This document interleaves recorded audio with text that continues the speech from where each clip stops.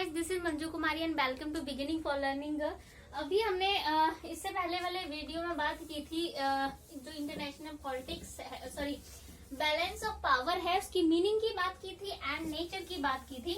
अब हम लोग करेंगे कौन कौन से मेथड हैं, कौन सी डिवाइस हैं जिनसे बैलेंस ऑफ पावर को बनाया जा सकता है, क्रिएट किया जा सकता है। ठीक है, डिवाइस यानी तरीके, ठीक है, मेथड्स पे आप क्या इसको कह सकते हो, कौन कौन से तरीके हैं जिनकी बैलेंस ऑफ पावर को बनाया जा सकता है। ठीक है, इंटरनेशनल पॉलिटिक्स में पहला है हमारा पहला है पार्टीशन। ठीक है,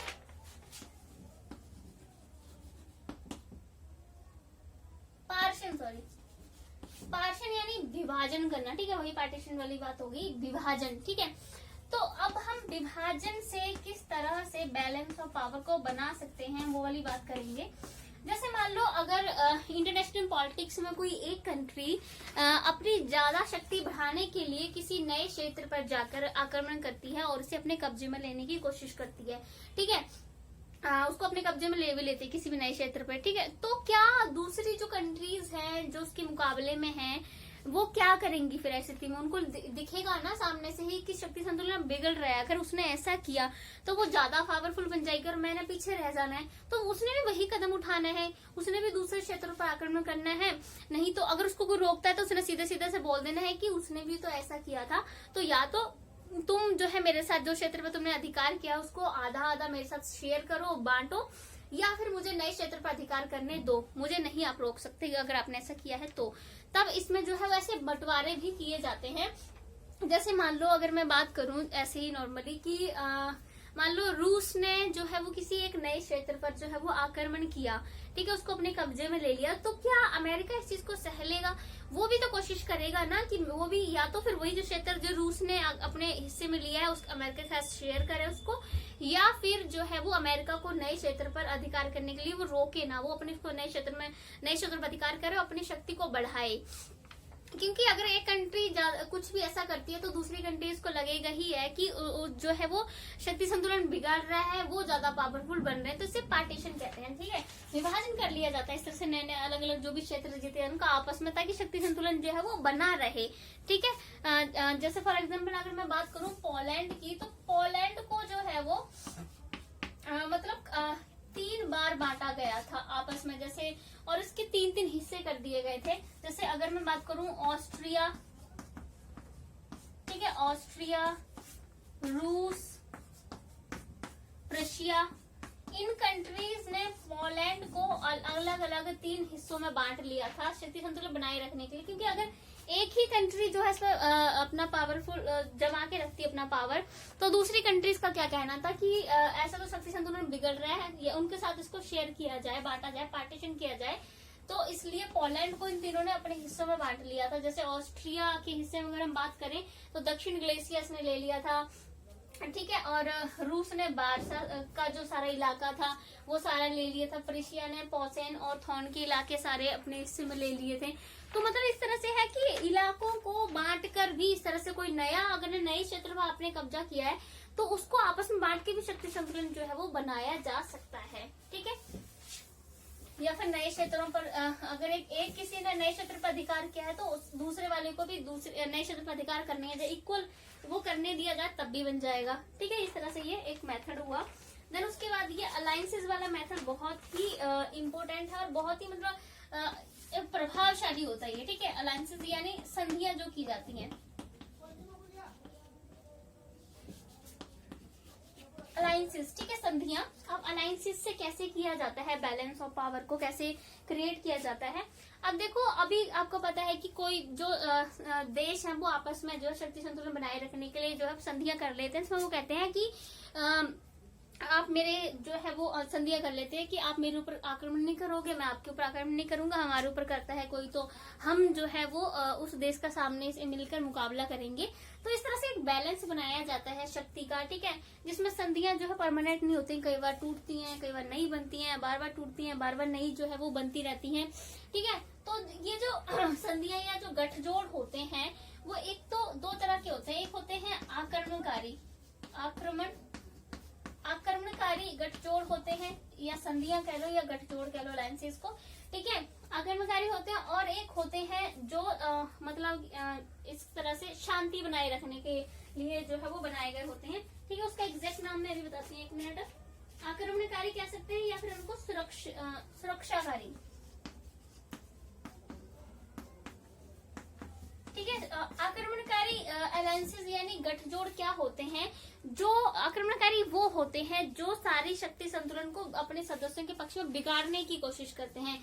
ठीक है, जैसे फॉर एग्जांपल अभी मान लीजिए शक्ति संतुलन चल रहा है और एक कंट्री ने उठ के क्या किया, बहुत ज्यादा पावरफुल बनाने की, अपनी ज्यादा शक्ति बढ़ाने की कोशिश की एकदम। ठीक है, यानी जो शक्ति संतुलन है उसको बिगाड़ने की कोशिश उसने की। ठीक है, सुरक्षाकारी क्या कौन से गठजोड़ होते हैं जो शक्ति को बनाए रखने की कोशिश करते हैं। अगर शक्ति संतुलन बिगड़ा भी है तो वो इसलिए गठजोड़ कर लेते हैं आपस में ताकि शक्ति संतुलन बनाया जा सके। और आक्रमणकारी होते हैं कि शक्ति संतुलन बिगाड़ने के लिए ही जो है वो अलायंसेस जो है वो करते हैं आपस में। ठीक है, जैसे फॉर एग्जांपल मैं कह दूं कि अगर मान लीजिए कि कुछ 2 कंट्रीज हैं, वो आपस में बोले कि हम दोनों आपस में मिल जाते हैं, एक ग्रुप में आ जाते हैं, जिससे हम दोनों पावरफुल बन जाएंगे और हमारा मुकाबला कोई नहीं कर पाएगा। उनका ये मकसद रहा तो उन्होंने क्या किया, आक्रमणकारी गठजोड़ बनाया। सुरक्षात्मकारी हुआ कि किसी कंट्रीज को लगा कि हम सारे आपस में मिल जो है वो एक गठजोड़ में आ जाते हैं ताकि हम एक दूसरे पर आक्रमण नहीं करेंगे, एक शांति बना के रखेंगे, तो वो सुरक्षाकारी हो गए। ठीक है, जैसे अगर मैं आगे बात करूं यूएसएसआर और यूएसए की, तो उन्होंने बहुत सारे गठजोड़ जो है वो किए थे। जैसे अगर मैं यूएसए की बात करूं, उनका था जैसे नाटो, ठीक है, सीटो, सेंटो, नाटो, सीटो, सेंटो, इस तरह के बहुत सारे गठजोड़ जो थे वो इन्होंने बनाए थे। इस वाले जो यूएसए था, इस वाले गठजोड़ ने काफी इस तरह से गठजोड़ बनाए थे। ठीक है, और यूएसएसआर की हम लोग बात करें तभी यूएसएसआर ने भी आपने सुना होगा बारसा संधि की थी, उन्होंने भी गठजोड़ बनाया था, बारसा संधि। ठीक है, इस तरह से अगर अमेरिका ने नाटो, सीटो, सेंटो बनाया तो उसको देखा देखा ही यूएसएसआर ने भी बनाया। उसको भी लगा कि अमेरिका ऐसे तो गठजोड़ बनाकर जो है वो ज्यादा शक्तिशाली बनने की कोशिश कर रहा है, तो यूएसएसआर ने भी यही किया कि मुझे थोड़ी पीछे रहना है, ऐसे मैं ऐसे कमजोर थोड़ी ना हो सकता हूँ, तो उसने भी बारसा संधि कर ली, जल्दी से गठजोड़ बना लिया उसने। ठीक है, वैसे ही अगर हम लोग बात करें तो भारत ने भी जो है वो बनाया था। जैसे अगर हम लोग बात करें 1971 में जो है वो 20 वर्षीय जो है वो संधि की थी भारत ने, किसके साथ में, रूस के साथ में। ठीक है, इन्होंने गठजोड़ बनाया था 1971 में, 20 वर्षीय संधि की थी रूस के साथ में, जिसका क्या मेन मकसद था कि अमेरिका को रोकना है ताकि वो ज्यादा शक्तिशाली जो है वो ना बन सके, उसको शक्तिशाली बनने से रोकने के लिए दोनों साथ में जो है वो आए थे। ठीक है, इसका एक मकसद ये था। तो इस तरह से बहुत संधियां की जाती हैं ताकि बैलेंस ऑफ पावर जो है वो बनाई जा सके। ठीक है, कि अगर कोई सामने वाला गठजोड़ बना के शक्तिशाली होने की कोशिश कर रहा है तो हम भी जो है इस तरह की गठजोड़ जो है अलायंसेस कर सकते हैं ताकि हम उनसे पीछे ना रह जाएं। ठीक है, देन थर्ड आता है आर्मामेंट।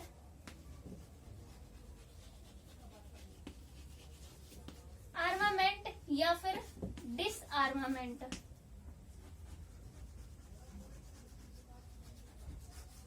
ठीक है, यानी शस्त्रीकरण और निशस्त्रीकरण। ठीक है, शस्त्र में यानी हथियार वगैरह।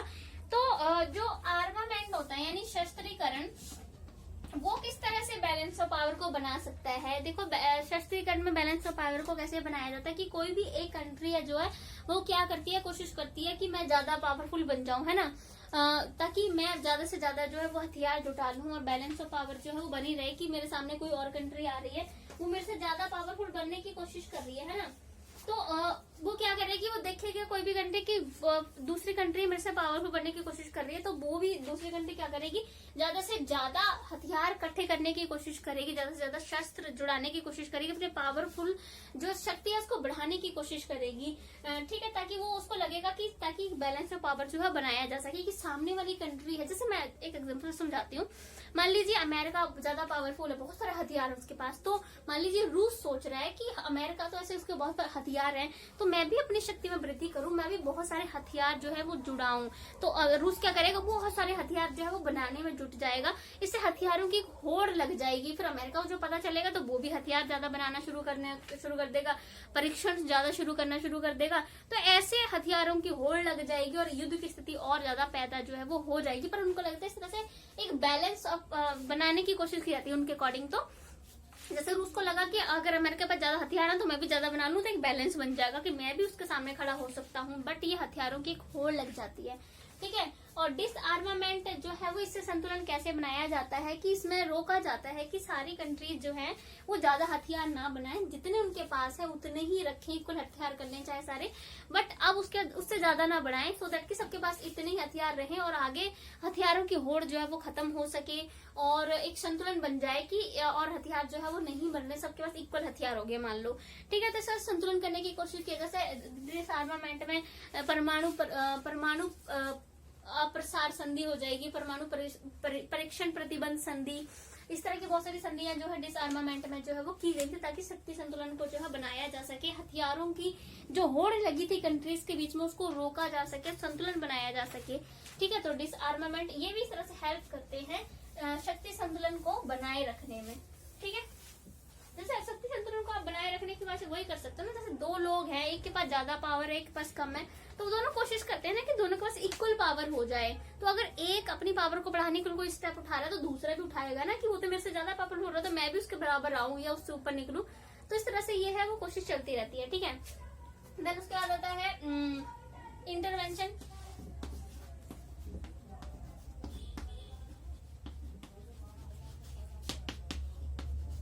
इंटरवेंशन यानी हस्तक्षेप करना किसी के मामलों में। अगर जैसे मान लीजिए किसी एक गुट में कोई कंट्री है, उसने क्या किया, उसने वो गुट छोड़ दिया और वो दूसरे गुट में सामने वाले में जाकर, यानी ए गुट का कोई कंट्री जो है वो बी गुट में जाकर शामिल हो गई, तो ए गुट क्या करेगा, कोशिश की अब जो है वो इस चीज को सहन तो कर नहीं पाएगा कि हमारे साथ था पहले और लो जी अब दूसरे ग्रुप में चला गया, तो वो क्या करेगा कि उनके आंतरिक मामलों में हस्तक्षेप करने की कोशिश करेगा। वो वहां एक ऐसी सरकार बनाने की कोशिश करेगा ए ग्रुप की कैसे भी जो सरकार बनी है नई, ठीक है, जो नई सरकार बनी है, मतलब वो कोशिश करेगा कि उस कंट्री के आंतरिक मामलों में मैं जाके घुसूं, वहां पर अपनी ऐसी सरकार जो है वो बनाने की कोशिश करूं, वहां पर ऐसे लोगों को प्रभावित करूं जो मेरे पक्ष में रहे, वो सरकार मुझे जो है सपोर्ट करे, ना कि जो सरकार अभी हमें छोड़ के गई है। तो ऐसे उनके आंतरिक मामलों में जो हस्तक्षेप करके भी बैलेंस ऑफ क्रिएट करने की कोशिश की जाती है। जैसे अगर हम बात करें तो ग्रीस ने जो ब्रिटेन ने किया था, ठीक है, ब्रिटेन ने ग्रीस में ऐसा किया था कि उन्होंने ग्रीस में उनके आंतरिक मामलों में जो है वो तांगझां करने की कोशिश की, हस्तक्षेप करने की कोशिश की, और उन्होंने कोशिश की कि जो सरकार है वो साम्यवादियों के हाथ में ना जाए, कि उनको पता कि साम्यवादी उनका सपोर्ट नहीं करेंगे। तो वही वाली बात है कि किसी भी कंट्री में अंदर घुसकर वो कोशिश करते हैं कि ऐसी सरकार बनाए जो हमारा सपोर्ट करे, तो वो कंट्री फिर से हमारे पक्ष में जो है वो आ जाए। जैसे आप सोच सकते हो नॉर्मली, है ना, जैसे मान लीजिए कि ए कंट्री है, ठीक है, और बी कंट्री है, तो ए कंट्री बी कंट्री को सपोर्ट करती है, तो सपोर्ट कैसे करेगी जी, वहां की गवर्नमेंट सपोर्ट करती है ना, ठीक है। तो उसके बाद क्या हुआ, मान लो थोड़ा टाइम के बाद ए कंट्री में जो गवर्नमेंट थी वो, अभी ए कंट्री की जो गवर्नमेंट है वो बी कंट्री को सपोर्ट करती है, लेकिन बाद में ए कंट्री में गवर्नमेंट चेंज हो गई, तो जरूरी थोड़ी है वो जो गवर्नमेंट अब आई है वो बी कंट्री को सही ही माने, उसकी अपनी नीतियां हो सकती हैं, तो हो सकता है उस कंट्री को उसका सपोर्ट ना करे, अब उसका साथ छोड़ दे, क्योंकि उस वाली गवर्नमेंट को नहीं पसंद उसका साथ देना। तो ये कंट्री कोशिश करेगी कैसे भी कि जो पहली सरकार थी उसको वापस लाया जाए कैसे भी, क्योंकि वो हमें सपोर्ट करती थी, ठीक है। तो ये वाली इसमें कोशिश जो है वो की जाती है इंटरवेंशन में, कि दूसरी कंट्री में उनके मामलों में हस्तक्षेप करके शक्ति संतुलन जो है वो बनाने की कोशिश की जाती है, ठीक है। देन उसके बाद हमारे पास आता है डिवाइड एंड रूल।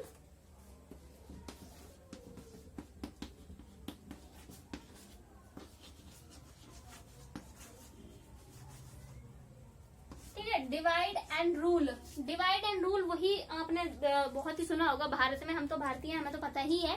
अंग्रेजों ने इस पॉलिसी को बहुत ही अपनाया, उससे पहले डिवाइड एंड रूल की पॉलिसी जो है वो रोमन लोगों ने बहुत अपनाई थी। देन उसके बाद ब्रिटेन के लोगों ने यानी अंग्रेजों ने बहुत अपनाया था इसको कि डिवाइड, लोगों को बांट दो और फिर उनपे जो है वो राज करो। तो डिवाइड एंड रूल में क्या होता है कि मान लीजिए कि दो ग्रुप है, ए ग्रुप है और बी ग्रुप, इनमें शक्ति संतुलन की बात चल रही है, तो ए ग्रुप क्या करेगा कि बी ग्रुप में जाकर वहां की कंट्रीज के बीच में जो है वो इस तरह से भावना फैलाएगा कि एक दूसरे के खिलाफ उनको भड़काएगा, ताकि वो जो है वो बिखर जाए, हमारे साथ आ जाए, या इनको ग्रुप बिल्कुल टूट जाए, यानी डिवाइड करने की कोशिश करेगा, उनको भड़काने की कोशिश जो है वो करता है, ताकि ये वाले ग्रुप बिल्कुल कमजोर पड़ जाए, ठीक है।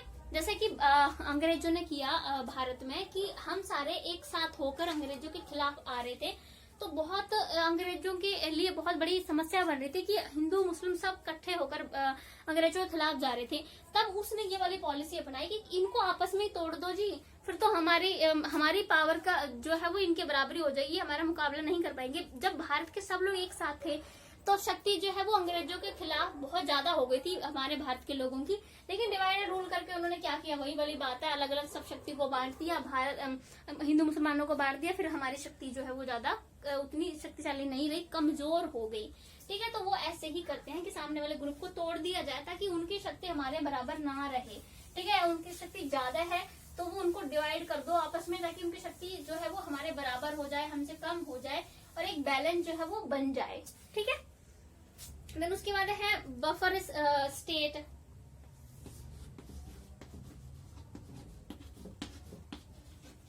बफर स्टेट होता है जो हम इसको मध्यवर्ती राज्य भी कह सकते हैं। ठीक है, मध्यवर्ती जो बीच में आता है। तो अभी क्या होता है कि दो शक्तिशाली कंट्रीज है, मान लो उनके बीच में एक बफर स्टेट है, यानी मध्यवर्ती राज्य भी जो है वो होता है।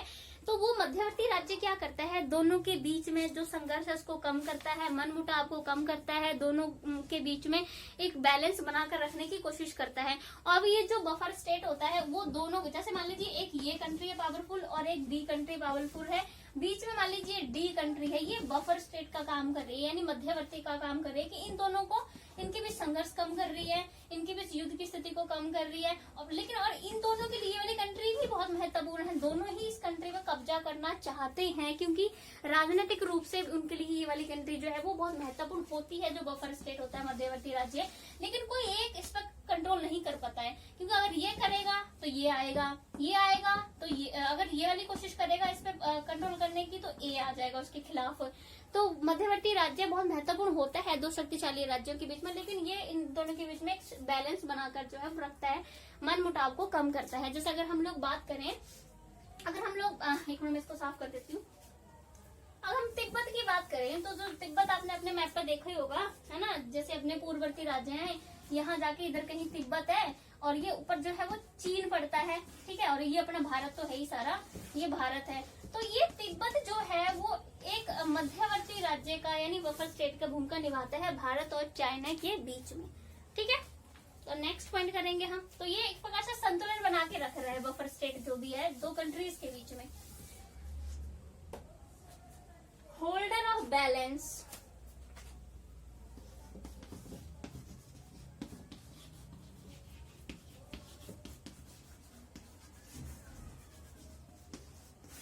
होल्डर ऑफ बैलेंस यानी एक ऐसा हमें एक ऐसी कंट्री चाहिए जो बैलेंस को बनाए भी रख सके। ठीक है, जैसे होता है ना कि ग्रुप लीडर होता है जो पूरे ग्रुप को संभाल के रख सकता है, वैसे ये एक होल्डर चाहिए जी जो शक्ति संतुलन को बनाए रख सकता है। ठीक है, जैसे फॉर एग्जाम्पल जो होल्डर होते हैं ना, कोई भी एक कंट्री जो होल्डर की भूमिका निभाती है, वो जैसे मान लीजिए दो ग्रुप के बीच में शक्ति संतुलन की बात चल रही है ए और बी में, तो जो होल्डर कंट्री होती है मध्यवर्ती राज्य की तरह ही होती है।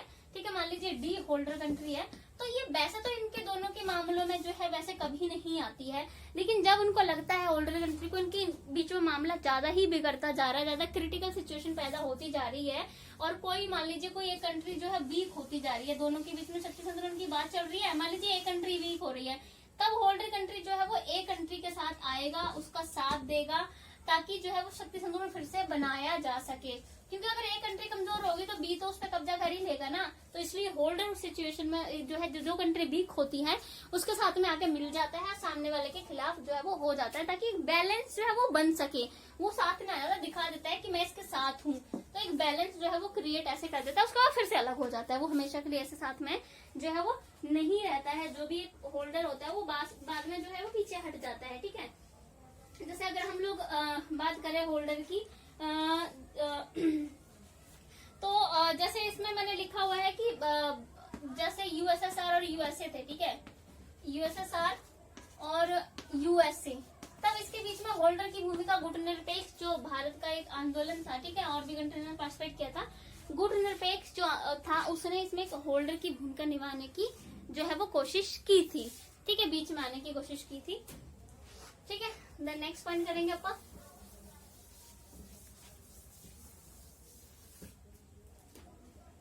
डोमेस्टिक मेथड, घरेलू मेथड। ठीक है, अब अब डोमेस्टिक मेथड कैसे हो सकते हैं बैलेंस बनाने का, ठीक है। डोमेस्टिक मेथड यानी घरेलू तरीका। घरेलू तरीका क्या हो सकता है शक्ति संतुलन करने का? घरेलू तरीका ये हो सकता है कि कोई भी कंट्री जो है वो शक्ति संतुलन बनाने के लिए, जैसे मान लीजिए कोई कंट्री बहुत पावरफुल बनती जा रही है, तो शक्ति संतुलन बनाना है, तो कंट्रीज अपने देश के अंदर जो है वो पावर को बढ़ा सकती हैं शक्ति संतुलन बनाने के लिए, अपनी पावर को बढ़ाने के लिए, ताकि सामने वाली शक्ति के बराबर हमारी शक्ति हो जाए। उसके लिए वो क्या कर सकती है, अपनी सैनिक पावर को बढ़ा सकती है, ठीक है, अपने वो आर्थिक शक्ति को जो है वो बढ़ा सकती है, ठीक, राजनीतिक शक्ति को बढ़ा सकती है, टेक्नोलॉजी बढ़ा सकती है, साइंस के क्षेत्र में ज्यादा डेवलपमेंट कर सकती है। जिससे ये सब जब करेगी तो क्या होगा, एक कंट्री है वो ज्यादा पावरफुल बनती जाएगी ना, तो सामने जो है वो एक इंटरनेशनल पॉलिटिक्स में शक्ति संतुलन जो है वो पैदा हो जाएगा। जैसे मान लीजिए भी अमेरिका ज्यादा पावरफुल है, ठीक है, तो अभी डोमेस्टिक मेथड से मान लो चाइना ने जो है वो काफी चीजें जो है वो अमेरिका के जैसी कर ली है, इवन उससे आगे कर ली है। वो भी साइंस की उसमें भी आगे जा रहा है और उद्योगों के उसमें भी, सेना को भी पावरफुल बन रहा है। तो डोमेस्टिक मेथड से उसने क्या किया, अपने ही मेथड से वो एक अमेरिका के साथ आके खड़ा हो गया, यानी बैलेंस जो है उसने शक्ति का क्रिएट कर दिया, ठीक है। तो डोमेस्टिक मेथड से भी इस तरह से शक्ति जो है वो शक्ति संतुलन जो है क्रिएट किया जा सकता है, ठीक है। देन आता है टू टेक पीस इनिशिएटिव। ये बहुत ही अच्छा तरीका है जो कि भारत इसको बहुत फॉलो करता है। टू टेक पीस इनिशिएटिव,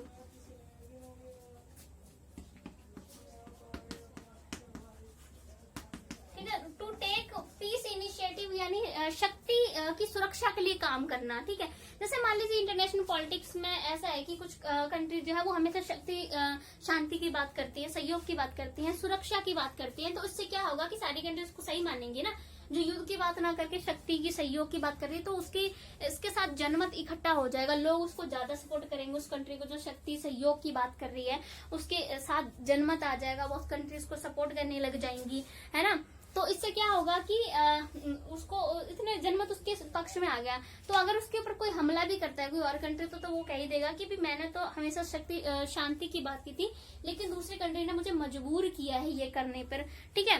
जैसे मान लीजिए भारत है, भारत हमेशा से सहयोग की, शांति की बात करता है, वो कभी नहीं कहता कि हमले करो, ये करो, वो करो, ठीक है। तो वो हमेशा तो उसकी छवि यही बनी हुई है कि वो शांति सहयोग की बात करता है, लेकिन पाकिस्तान जो है वो उस पर बार बार जो आतंकवादियों के हमले जो है वो करवाता रहता है, तब भारत का सपोर्ट सारी कंट्रीज करती हैं, जनमत उसके साथ होता है, क्योंकि उस भारत ने जनमत अपने पक्ष में कर लिया है इस चीज को लेकर कि वो हमेशा शांति की बात करता है, ठीक है, शांति बनाए रखने की बात करता है। तब भारत की वही वाली बात होती है कि भारत ने अशांति के लिए कोई काम नहीं किया, उसलिए मजबूर किया गया, ठीक है। तो आप इस तरह से भी शक्ति संतुलन जो है वो बना सकते हो, दूसरे कंट्री जो आपके सपोर्ट में भी आ सकती है, ठीक है। देन उसके बाद आता है टू एस्टेब्लिश फ्रेंडली रिलेशंस।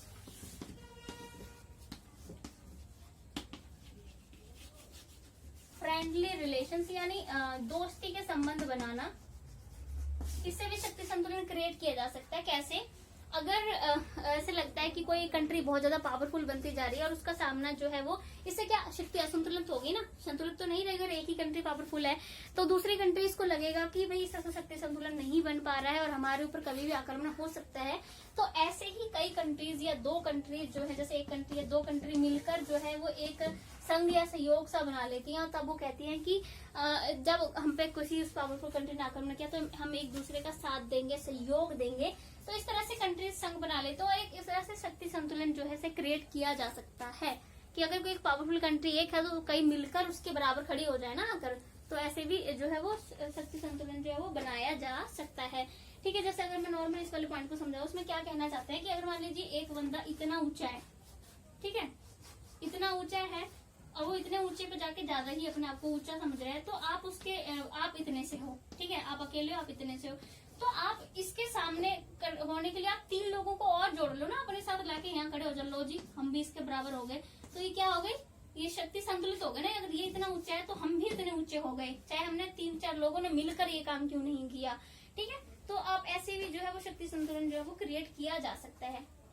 तो ये हमारे हो गए मेथड्स। अब हम नेक्स्ट वीडियो में जो है वो बात करेंगे इसके, हम बैलेंस ऑफ पावर को क्रिटिकली इवेल्युएट करेंगे, मूल्यांकन करेंगे उसका नेक्स्ट वाले वीडियो में। देन ये टॉपिक जो है उसके बाद खत्म हो जाएगा। तो गाइज अगर आपको मेरी वीडियो अच्छी लगती है तो प्लीज आप लाइक शेयर और सब्सक्राइब जरूर करें। Thank you so much.